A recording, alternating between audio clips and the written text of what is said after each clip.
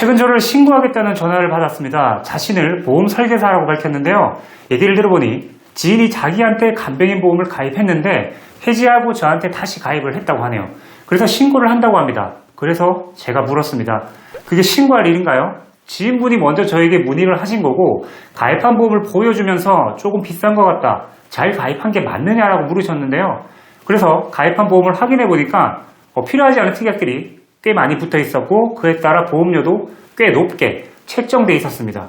그래서 저는 이렇게 말씀드렸어요. 이건 이렇게 바꾸시면 더 합리적이에요. 보장도 더 좋아지고 보험료도 절약할 수 있습니다. 얘기를 듣고 지인분도 납득하셨는지 설계안을 다시 받아보고 싶다고 하셨고 그 다음 저를 통해 재가입을 하셨어요. 좋은 걸 싸게 가입시켜드린 게 그렇게 큰 잘못인가요? 선택은 지인분이 하신 거예요. 그랬더니 계속 내 지인인데 왜 뺏어가냐, 신고하겠다 이런 식의 이야기를 계속 하더라고요. 더 이상 대화가 통하지 않아서 전화를 끊었고 이 상황을 고객님께 전달했습니다. 그랬더니 알아서 잘 얘기하겠다고 하시네요. 그 뒤로는 전화가 오지 않았습니다. 저는 이렇게 생각하거든요. 고객은 비교할 권리가 있고 설계사는 더 나은 선택지를 제시할 책임이 있습니다. 특히 간병인 보험 같은 상품은 정보가 아직 많지도 않고 구성에 따라 보험료 차이가 정말 큽니다. 어떤 분은 3만원 내고도 충분하게 가입이 가능한데 어떤 분은 7만원 넘게 내시면서도 실제 필요한 보장은 빠져있는 경우도 있어요. 저는 그 차이를 설명해 드린 것 뿐입니다. 그리고 고객님은 차이를 이해하고 직접 선택하신 거예요. 이게 신고당할 일인가요? 여러분 의견은 어떠신가요? 저는 이번 일로 다시 한번 느꼈습니다. 보험은 그냥 상품이 아니라 사람과 사람 사이의 일이라는 걸요. 그렇지만 저는 앞으로도 똑같이 할 겁니다. 고객이 더 나은 선택을 할 수 있도록 안내하고 지나친 마진보다 고객 중심의 설계를 우선시할 겁니다. 혹시 여러분도 지금 가입하신 보험이 이게 맞는 건가? 이런 고민이 드신다면 비교해보세요. 질문하세요. 그리고 제대로 이해하고 선택하세요. 오늘 이 영상을 통해 간병인 보험을 알아보는 분들을 위해서 어떻게 가입하면 좋을지, 어떤 설계가 괜찮은지 간단하게 팁도 드리겠습니다. 간병인 보험을 똑똑하게 가입하고 싶으신 분들은 영상 끝까지 봐주세요. 제가 어떻게 간병인 보험을 설계하고 추천하고 있는지 다 알아가실 수 있습니다. 자, 간병인 보험은 복잡하게 생각하실 필요 없습니다. 딱 세 가지만 있으면 됩니다. 첫째, 간병인 사용 입원 일당 요양병원 제외. 둘째, 간병인 사용 입원 일당 요양병원. 셋째, 간호간병 통합 서비스 사용 입원 일당. 이렇게만 가입을 해도 보험료는 줄이고 실속은 챙길 수 있습니다. 제가 알려드린 세 가지 특약을 가입하면 어떤 설계가 될까요? 바로 보시죠. 50세 여성 직업구스 1급, 20년 납 90세 만기 비갱신형 설계안입니다. 말씀드린 세 가지 특약만으로 설계한 건데요. 이게 가장 기본입니다. 간병인 사용 질병상해 입원 일당 요양병원 제외 15만원, 간병인 사용 질병상해 입원 일당 요양병원 5만원, 간호간병 통합 서비스 사용 질병상해 입원 일당 7만원. 가장 많이 사용되는 건 간병인 사용 질병상해 입원 일당 요양병원 제외 특약인데요. 제가 15만원으로 세팅을 했는데 더 높게 가입하실 분들은 최대 20만원까지 가입하기도 합니다. 그런데 저는 20까지는 추천하진 않고요. 한 15만원으로도 충분하다고 생각합니다. 현재 간병인 비용은 15만원 정도로도 부담이 없기 때문이죠. 하지만 물가 상승률을 고려하는 분들은 20만원으로 가입하시거나 아니면 체증형으로 하는 방법도 있습니다. 개인적으로 상담을 통해 설계하는 조정을 해드리고 있으니 원하시는 금액대로 가입은 가능하시니까 참고해주세요. 그리고 요양병원 5만원과 간호간병 통합 서비스는 7만원이 최대 가입 금액입니다. 이대로 하시면 되세요. 그런데 여러분, 저는 사실 여기에 특약을 몇 가지 더 추가하는 게 안정적이라고 생각합니다. 그게 뭘까요? 여기 보시면 1일 이상 180일 한도라고 되어 있죠. 말 그대로 입원하고 1일에서 180일까지만 보장이 된다는 얘기입니다. 그런데 180일 이상 입원을 하는 경우는 어떻게 될까요? 당연히 보장을 못 받습니다. 그래서 이걸 보완하기 위해서는 181일 이상 특약을 추가할 수 있어요. 그럼 180일이 지나도 계속 쭉 간병인 보장을 받을 수 있습니다. 그럼 설계안에 추가를 한번 해볼까요? 간병인 사용 질병상해 입원 일당 181일 이상 15만원, 간호간병 통합 서비스 사용 질병상해 입원 일당 181일 이상 10만원이 추가됐습니다. 보시는 것처럼 보험료는 비싸지 않습니다. 특약이 4개가 추가되었는데 290원 정도 올랐죠. 보험은 혹시 모를 일을 대비하기 위해 가입하는 건데 매달 290원 정도 추가하면 180일이 지나도 보장이 되는 거니까 이 특약은 꼭 넣으시기 바랍니다. 이 설계안이 현재 가장 많이 판매되는 설계안이고 빈틈없는 설계라고 볼 수 있는데요. 자, 그런데 여러분, 여기에 고객분들이 많이 추가하시는 게 있습니다. 바로 입원비인데요. 그냥 입원비가 아니고 상급 종합병원, 종합병원 1인실, 그리고 상급 종합병원, 종합병원 2, 3인실 입원비입니다. 상급 종합병원, 그리고 종합병원 1인실이나 2, 3인실에 입원하면 가입한 입원비를 받을 수 있는 거죠.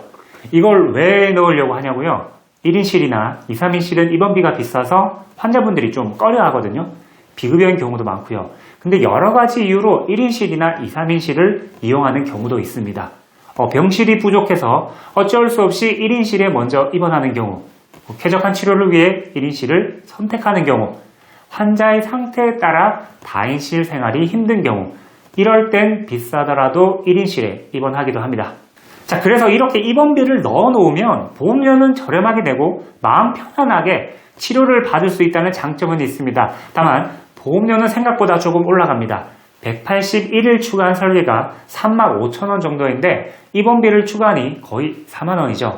그래서 입원비 같은 경우는 원하시는 고객분들에게만 설계할 때 넣어드리고 기본적으로는 추천하진 않습니다. 다만 이런 게 있으니 참고하시면 좋을 것 같아서 준비를 해봤습니다. 꼭 넣어야 하는 건 아니에요. 자, 이렇게 설계안을 3가지 버전으로 보여드렸는데요. 기본형, 181일 추가형, 1인실 추가형. 여러분은 어떤 설계가 마음에 드셨나요? 개인적으로 추천하는 설계는 181일 특약을 추가한 설계안입니다. 진짜 제 고객분들은 거의 이렇게 가입을 하시고 몇몇 분들은 입원비를 넣어서 가입하시거든요. 사람마다 생각도 다르고 니즈도 다르기 때문에 저는 최대한 상담을 하면서 필요로 하시는 부분을 캐치해서 설계에 넣어봐 드리고 있습니다. 여러분들이 생각하시는 거 필요한 거 있으시면 언제든 얘기를 하시면 되세요.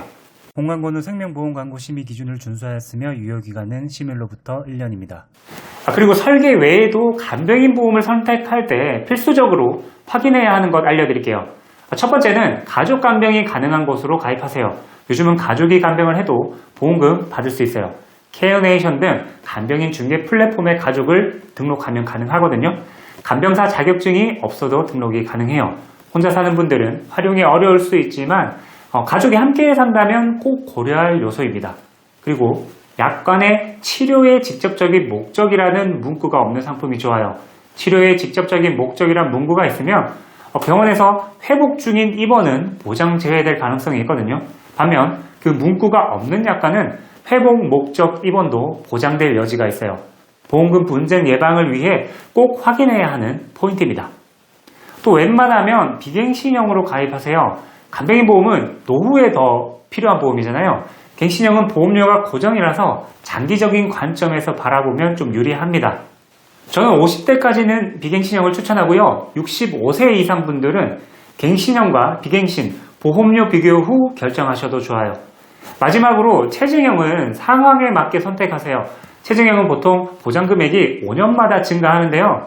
물가 상승과 간병비 인플레이션을 대비한다면 좋은 선택입니다. 젊은 층에게 유리한 조건이에요. 오래 납입할수록 혜택을 볼 확률이 높으니까요. 반면 일반형은 보장 금액은 고정이지만 보험료가 저렴합니다. 간병인 사용 확률이 젊은 사람보다 높은 50대 이상에게 적합하다고 생각을 하고요. 선택 기준은 연령과 목적에 따라 다릅니다. 젊으면 체증형, 중장년층이면 일반형을 추천합니다. 자, 여기까지 추천 설계안 그리고 꼭 확인해야 할 부분들에 대해서 알려드렸는데요. 저를 신고한다는 연락은 해프닝으로 끝났고 간병인 보험을 재가입한 고객님은 보험을 잘 유지하고 있습니다. 역시 내가 원하는 대로 바라는 대로 보험을 가입해야 해지도 없고 철회도 없이 보험을 잘 가입할 수 있다고 생각하네요. 간병인 보험 어렵게만 느껴지셨다면 이제는 조금 감이 오셨을 거라 생각을 합니다. 그리고 오늘 제가 말씀드린 그 신고 해프닝 처음엔 좀 당황했지만 오히려 다시 한번 확신을 주는 계기가 됐어요. 보험은 단순한 상품이 아니라 사람과 사람 사이의 약속이라는 것. 저는 앞으로도 똑같이 할 겁니다. 과장된 설계보다 고객 중심의 설계, 마진보다 신뢰. 그게 제가 지키고 싶은 원칙이에요. 혹시 지금 가입하신 보험이 이게 맞나 고민되신다면 부담 갖지 마시고 물어보세요. 제가 직접 비교해드리고 제대로 이해하실 수 있도록 도와드릴게요. 오늘 영상이 도움이 되셨다면 좋아요와 구독 부탁드리고요. 김영웅의 보험노트에서는 다양한 보험 정보가 준비되어 있으니 천천히 둘러보시고 필요할 때 언제든 연락주세요. 보험 제대로 알고 똑똑하게 가입하는 것, 그게 제가 여러분께 드릴 수 있는 최고의 서비스입니다. 그럼 다음 영상에서 또 뵐게요. 감사합니다. 본광고는 생명보험 광고 심의 기준을 준수하였으며 유효기간은 심일로부터 1년입니다.